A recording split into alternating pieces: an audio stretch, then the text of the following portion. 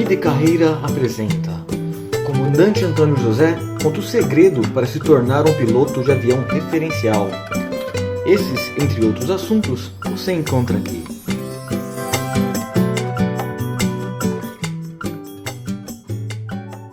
Saudações, pessoal. Somos do curso de Aviação Civil da Universidade AMB Morumbi e estamos apresentando aqui um projeto da Unidade Curricular Vida e Carreira. Eu sou o Lineker. Eu sou o Eduardo. Eu sou a Laís. E hoje o nosso tema dessa conversa é uma entrevista de um profissional da área da aviação civil. Então hoje nós tivemos o privilégio de entrevistar aqui o Antônio José Nogueira dos Santos. Agradecer a disponibilidade do tempo dele, por ter autorizado, inclusive, a gente disponibilizar esse trabalho nesse podcast, né? E queria falar um pouquinho sobre a carreira do Antônio, né? Começando, ele, além de ter sido mecânico de manutenção de aeronaves com especialização em motores a reação, ele também atuou como inspetor de manutenção de aeronaves, ele foi instrutor de ground school no DC-10, no Airbus 300, do Boeing 747, tendo 35 anos de experiência na aviação comercial e foi piloto de Boeing 737, das séries 200, 300, 400 e 700, também no Boeing 757 e trabalhando pela Webjet e pela Varig. Além da carreira dele como piloto e engenheiro de voo no Electra 2, ele atualmente leciona na Universidade AMB Morumbi e também passou em diversas escolas de aviação em São Paulo, como Skylab, SkyMech, ABC Fly, entre outras.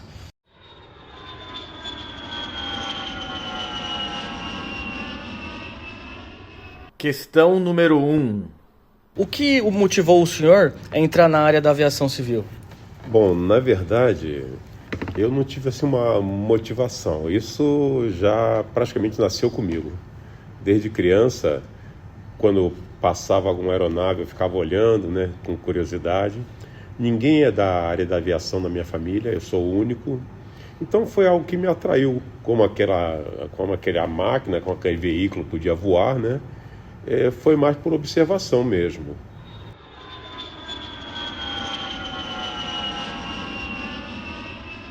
Questão número 2.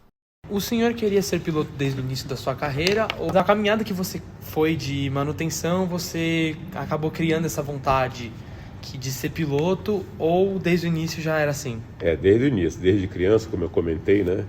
Tanto que eu morava numa casa muito grande, um terreno muito grande, com muitas árvores, e uma das goiabeiras era o meu avião, eu pilotava o avião. Que barato. Desde pequeno eu sabia o que eu ia ser, que eu queria ser piloto mesmo. Então, ou seja, mecânico, digamos assim, foi uma etapa dentro desse processo. Foi uma etapa, porque eu era de origem pobre, não ia ter como bancar o meu curso, né? E, coincidentemente, abriu uma seleção na Varig, através do jornal O Globo do Rio de Janeiro. Eu vi a possibilidade de, então, entrar na Varig pela manutenção, já recebendo um salário, e utilizar o meu salário para pagar as horas de voo.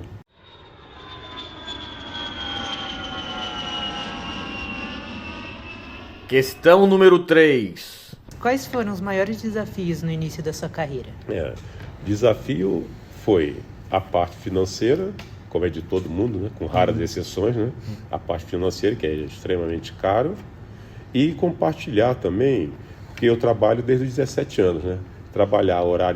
Compartilhar horário de trabalho na Varig, na época na Varig, na manutenção, com horário de estudo, ir para a escola de aviação, fazer o curso, né? Então, descanso, algum tempo para descansar, enfim, a parte financeira e a parte de disponibilidade para fazer as duas coisas. Ou seja, um problema que todos nós estamos enfrentando. Sem novidade nenhuma.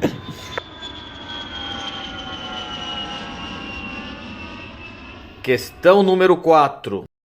Uma coisa interessante sobre a sua trajetória, quando o senhor ainda estava na fase de mecânico, o senhor já possuía curso superior ou o senhor foi atrás desta profissão depois da atuação já como mecânico? Não, já como mecânico já tinha curso superior.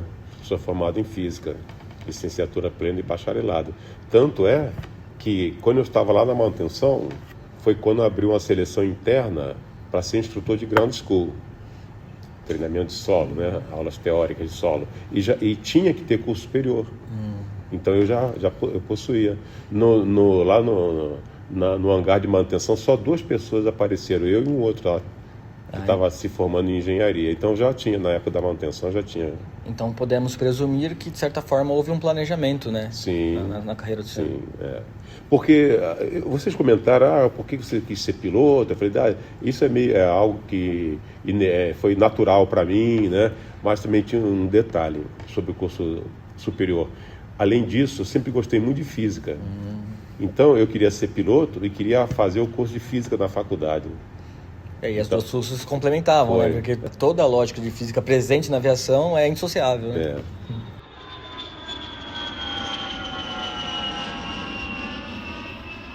Questão número 5. Como a gente viu anteriormente, você trabalhou em diversas empresas aéreas. Foi. Teve algum voo, ou pode ser até algum momento marcante, assim, que você pode compartilhar com a gente? Teve. Um momento marcante foi quando nós viemos de Frankfurt, né? Aí quando pousamos aqui em Guarulhos, a comissária levou um desenho de uma criança, de um menininho, um desenho da tripulação, né, dos pilotos na cabine, todo colorido, e agradecendo pelo voo. Aí nessa época eu era copiloto, né? Aí entregou para o comandante, digamos assim, fez pouco caso, não quis. Pro outro comandante também não quis. Aí eu falei, não, me dá aqui para mim. Né? Que legal. Aí eu guardo até hoje, eu tenho essa lembrança até hoje. O desenho dele, o nome dele, em inglês, né? Ele falando em inglês, né? Então foi algo que marcou, que é o agradecimento de uma criança, né? Podia colocar nas apostilas esse desenho, hein? Ia ficar legal. Vou ver se eu acho. Eu tenho guardado, eu vou procurar. É marcante, é muito legal.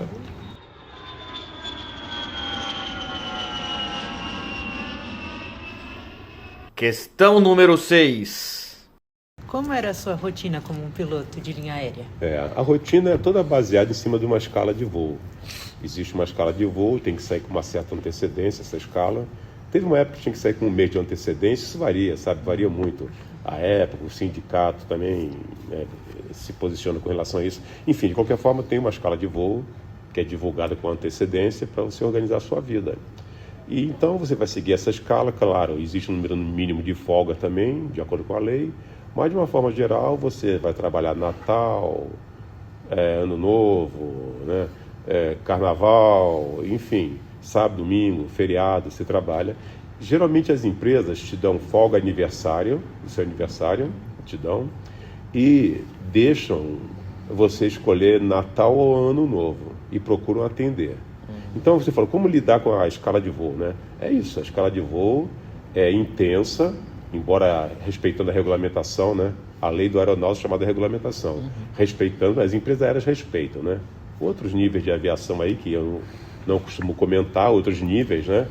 Não respeitam assim, mas a empresa aérea respeita. Então lidar com a rotina é essa, uma rotina bem intensa. Principalmente no voo nacional, né? Você começa no voo nacional, voo doméstico, aí depois passa para o voo internacional. O voo internacional já é mais tranquilo um pouco, porque são voos longos, você em média faz 4 voos internacionais por mês, porque tem que ter folga de acordo com o tempo de voo que você voou, fuso horário, mas é isso, a rotina é toda baseada na sua escala de voo, né? As pessoas te convidam para um compromisso, você não pode ir, o meu aniversário dia tal, eu estou voando, mas faz parte, né? É isso que você gosta, é isso que você quer. Você se planeja de acordo, né? Se planeja de acordo. E até as férias também, existe uma escala para as férias? Também, Claro, bom, primeiramente, as suas férias de acordo com a tua data de admissão, né? Mas existe um planejamento, sim. Legal. Existe planejamento para as férias. Bacana.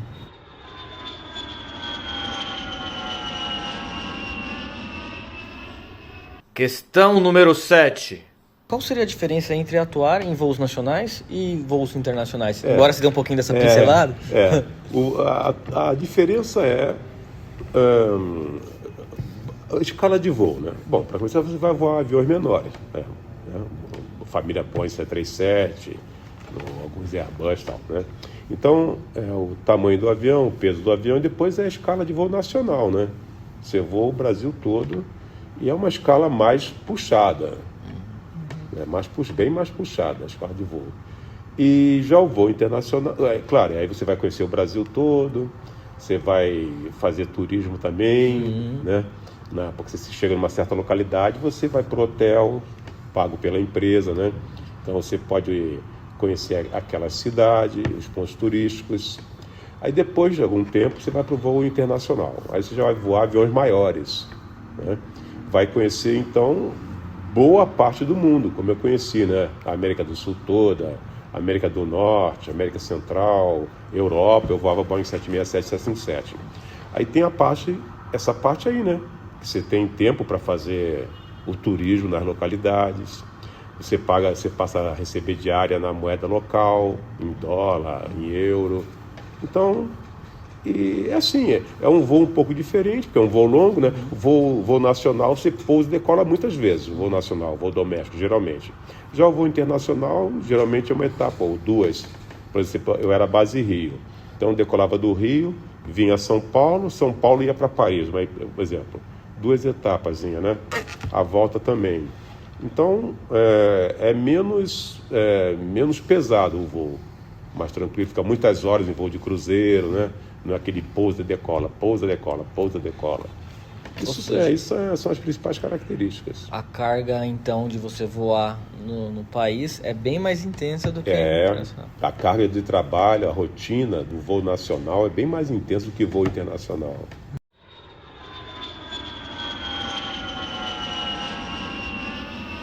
Questão número 8. Como o senhor teve bastante experiência na aviação, já teve algum momento que você teve que declarar emergência em voo? Já sim. Inclusive foi na época que eu voava nacional, voo doméstico, um Boeing 737-200, o que chamam de breguinha, né? O 737-200, se vocês olharem uma foto do motor dele ali pela frente, vocês vão ver que tem umas aletas fixas no motor, é chamado IGV, Inlet Guide Vane, umas aletas fixas. Hoje em dia não existe mais esse motor não tem mais esse. E aí aconteceu o seguinte, nessa época eu era copiloto, né? Nós pousamos no Rio de Janeiro Galeão, o comandante que pousou, e a outra etapa era para Confins, Belo Horizonte. Ele me deu outra etapa, essa etapa você faz agora, né? Você que vai voar o avião. Aí quando nós pousamos, ele taxiou para estacionar o avião, no box tem um mostrador, né? Não sei se vocês já viram isso, que diz se você está na linha certa ou está à esquerda, à direita, uma orientação ótica. Uhum. Na nossa posição, nosso estacionamento estava inoperante. Então não teve um mecânico da Varig com uma raquete tipo de ping-pong, uma raquete vermelha chamando, né? Para você vir, curva à esquerda, à direita e freia. Aí ele nos chamou e ele botou a raquete na porta do trem de pouso do nariz, deixou a raquete ali. E esqueceu. Claro que nós não sabíamos disso, né? Então, quando eu decolei, quando tirou o avião do chão, quando ele cantou View One Rotate, quando eu tirei, a raquete saiu dali, da porta de pouso, e foi lá no motor. Entrou e cravou na IGV. Cravou. Nossa. Aí, quando cravou ali, perturbou o fluxo de ar do motor, né? E ocorreu uma coisa chamada surge de compressor. Existe stall de compressor, existe surge. Surge é muito mais violento. Aí o motor deu 3 explosões, cara. Aí o avião inclinou, nós ouvimos, da cabine de comando, nós ouvimos passageiros gritando em pânico. Cara. Nossa! Aí eu mantive o avião sob controle, né? Entramos em espera numa certa posição, nos comunicamos com passageiros, com a torre de controle, declaramos a emergência e pousamos. Aí quando nós pousamos, né? Que as autoridades foram lá, ver o que foi, aí tiraram uma fotografia com a máquina Polaroid, e entregaram lá na cabine. Olha o que foi, tava lá a raquete cravada assim na entrada do motor. Olha só, caramba. Isso aí foi o que aconteceu. A única emergência que eu declarei nesses anos todos. Que bom que deu tudo certo, né?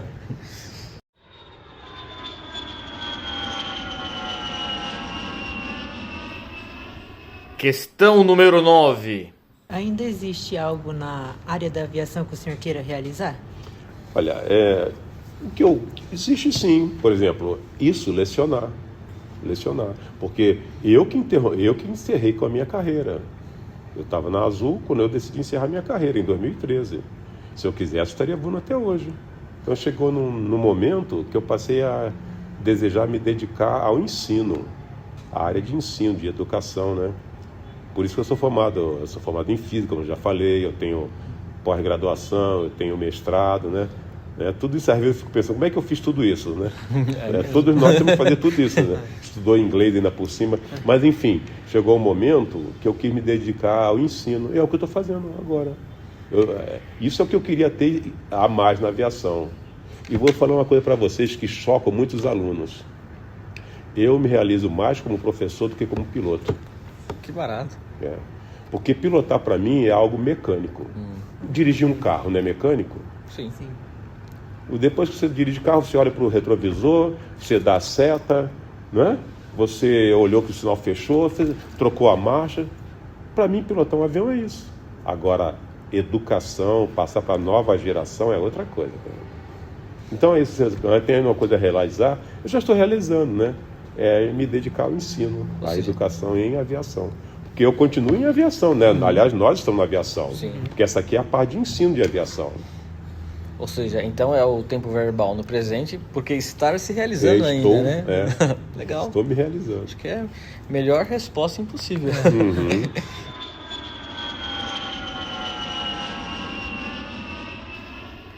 Questão 10. E por fim, a nossa 10ª pergunta, e é a última da série que preparamos, e que conselho que o senhor daria para nós, alunos que estamos chegando agora na área da aviação? Qual o conselho que o senhor daria para nós? Não, o conselho para vocês foi o que deram para mim e serve para todo mundo, né? Estudar, ser estudioso, estudar, ser disciplinado, ser padronizado, ser educado, humilde, né? E isso é o perfil que nós temos que ter o tempo todo, estudo constante. É isso, né? E se você tem realmente esse objetivo, não desistir nunca. Isso é para quem está começando e para quem está já. É sempre isso, o tempo todo. Porque na nossa profissão, nós estudamos o tempo todo. Você tem recheque uma vez por ano. Você volta para a empresa, para o departamento de ensino, para uma sala de aula, eles fazem uma revisão do avião, faz prova de regulamento de tráfego aéreo uma vez por ano, e também tem um recheque de simulador, você volta para o simulador, fazer recheque, e tem o recheque de rota também. Olha só. Tem isso tudo. Então, esse conselho não é só para quem está iniciando, não, é para quem está o tempo todo na profissão, é assim. Se atualizar sempre. Sempre. E com esse perfil que eu falei, né? Ser disciplinado, padronizado, educado, humilde, não precisa ser puxa-saco, não. Excelente. Bom, muito obrigado mais uma vez. Nada. A sua colaboração, não só para a gente, mas evidentemente se tiver um alcance maior, né, se de repente a gente disponibilizar essa conversa, né, a gente, enfim, decide isso depois, mas foi muito enriquecedor, né, independentemente de ser um trabalho dessa unidade curricular Vida e Carreira, foi ótimo a gente ter essa imersão aqui, né? Então fica o nosso muito obrigado, né? E para quem nos ouve, desejamos aí tudo de bom. Tudo de bom, Obrigado, estou à disposição.